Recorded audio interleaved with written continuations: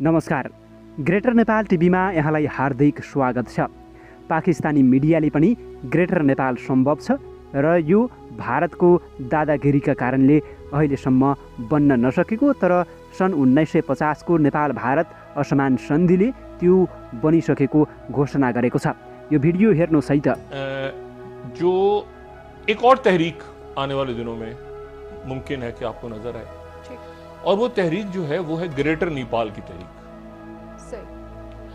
Greater Nepal का नाम लोगों ने नहीं सुना होगा, कभी भी नहीं सुना होगा, लेकिन एक नेपाल एक बहुत बड़ी रियासत होती थी, बहुत बड़ी रियासत होती थी 1816 से पहले। और 1816 से पहले वो एक बहुत बड़ी रियासत थी। उसमें भूटान भी था, उसमें सिक्किम भी था, उसमें एक बहुत बड़ी रियासत। उनका फड्डा पड़ा ईस्ट इंडिया कंपनी के साथ, गोरों के साथ। गोरों ने क्या किया कि जब लड़ाई हुई तो उसके टुकड़े वुकड़े करके उन्होंने, ये उनका ग्रेटर नेपाल का नक्शा पुराना, उन्होंने नेपाल को तोड़ ताड़ के एक सिक्किम दे दिया, एक भूटान उसमें से निकल आया। उसमें से बहुत सारे उनके जो फौजी जो बागी हो गए थे नेपाल के उस वक्त के जो हुक्मरान थे, उनके जो बागी हो गए थे, उनको गुरखा बना के अपने साथ, गुरखा फौज। और फिर उसके बाद ये हुआ कि वो एक बटालियन बन गई। शुरू में तो बहुत वफादार और इतनी ज़बरदस्त बटालियन बनी, ये जो नेपाल से, जब नेपाल से इन्होंने ईस्ट इंडिया कंपनी ने, ईस्ट इंडिया कंपनी वाले इसको प्राइवेट कहते थे, प्राइवेट अपनी फौज कहते थे, गुरखा जो फौजी थे ना। और वो पहली जंग अजीम में लड़े। ये आज़ादी से पहले की बात है, बहुत पहले की बात है। 1857 में वो ईस्ट इंडिया कंपनी के साथ थे। वो जो जब वहां पे बगावत हुई तो उन्होंने वहां पे हिंदू और मुसलमानों सबको मारा।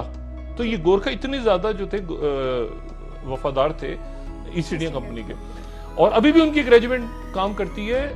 भारत में तो बहुत सारी रेजिमेंट्स हैं, बरतानी की फौज के अंदर भी उनकी रेजिमेंट है, गोरखा की। तो बात यह है कि वो अब उनकी बहुत बड़ी तादाद मौजूद है इंडिया में, और इंडिया, नई दिल्ली डरता है कि कहीं ग्रेटर नेपाल की तहरीक ने दोबारा सर उठा लिया तो वो जो पुरानी खोई हुई अजमत थी नेपालियों की, क्योंकि नेपालियों के साथ जो नेपलीज हैं उनके साथ एक मुआहदा साइन किया था इंडिया ने कि आप हमारे नेशनल होंगे, हम आपके नेशनल होंगे, भाई भाई होंगे, दोनों रोटी बेटी का रिश्ता है। लेकिन वो मोदी साहब का जो जुमला था, लेकिन उनके अंदर कहीं ये चीज गुमशुदा अपनी तहजीब ढूंढने के लिए कौमें निकल आई हैं। आप तुर्की को देख लें, आप यूरोप में देखें, आप चाइना को देखें, आप देखें वो क्यों बार बार बात कर रहे हैं कि जी हमारी टेरिटरीज थी पुरानी। इसलिए कि ये जो लकीरें बनी थी ना, ये जिन ताकतों ने बनाई थी वो ताकतें चली गई हैं, वो अपना खेल कूद करके चली गई हैं।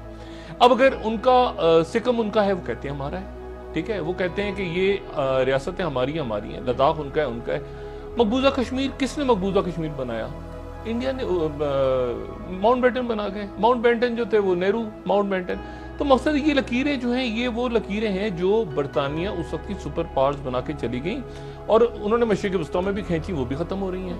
जो यहाँ खींच के गए वो भी खत्म हो रहे हैं। चाइना एक बड़ी पावर के तौर पे उभर के सामने आ रहा है, और वो इंडिया से कह रहा है कि आपकी नहीं, जो हमारे इलाके थे तारीखी तौर पे, वो हमें वापस किए जाएं। और इनका माथा ये फूटा हुआ था कि इन्होंने 5 अगस्त को वो जो कानून था वो ना सिर्फ मकबूजा कश्मीर बल्कि लद्दाख के ऊपर भी लगा दिया। लद्दाख के ऊपर इस तरह लगाया कि एक सिर्फ लेफ्टिनेंट गवर्नर होगा, और वो दिल्ली में बैठ के, कोई कानून सार असेंबली नहीं होगी, दिल्ली में बैठ के वो वहां से कंट्रोल करेगा लद्दाख को। तो नेपाल के अंदर एक तहरीक खड़ी हो गई है, उसको ये कम्युनिस्ट कह दें, जो भी कह दें, वो सिक्किम के अंदर अगर अलग फड्डा खड़ा हुआ है, श्रीलंका में अलग फड्डा खड़ा हुआ है। चाइना जो है उसने उनकी भी जो सालाना कांग्रेस होती है, जो उनकी पार्लियामेंट है, उसका इजलास खत्म हुआ है 1 हफ्ते तक, और आज चाइना ने कहा है कि जंग के लिए तैयार है।